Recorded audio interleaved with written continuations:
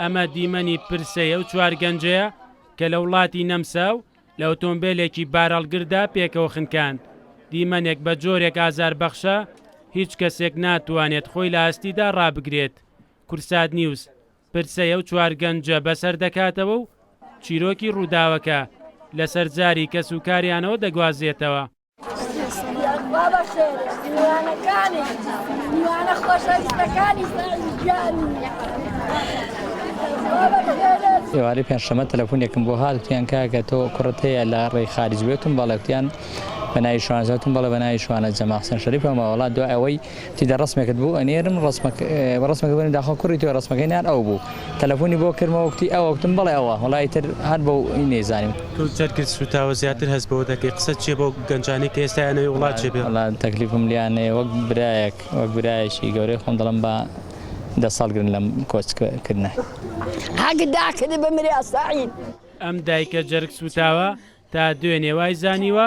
کوڕەکەی لە ژیاندا ماوە بەڵام لە ناکاو هەواڵی گەیشتنەوەی تەرمی کوڕەکەی پێدەدەن. جێنێ بردیانین بۆ هەولێر کتیان بۆ فەحسی خوێنتانە بن تا دوێنێ نەتەزانی جێن نەمزانی بەس لە دوێ شەوێ کەکتی ئێکی سەراوی و ئێکی سەرگەڵوی و ئێکی قامیشی تایە کوتم بەخوا سەعیدی من لەگەڵە پەلم لە گرازێ کوڕە گەورەکەم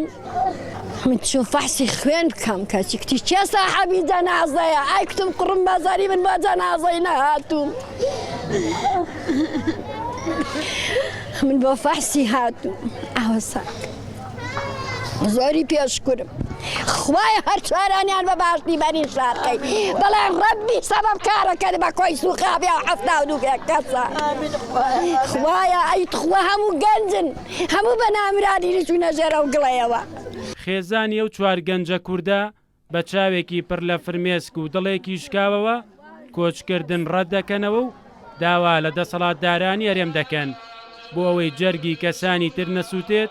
وەڵامیان بۆ ئەم دۆخە نالەبارەی کوردستانە بێت. ئەم گەنجانە بە نیازی دەستپێکردنی ژیانێکی نوێ بوون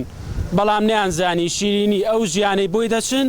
بەتاڵی و کارەساتێکی نەخوازرا و کۆتایی دێت. مەریوانە بڵا کورسات نیوز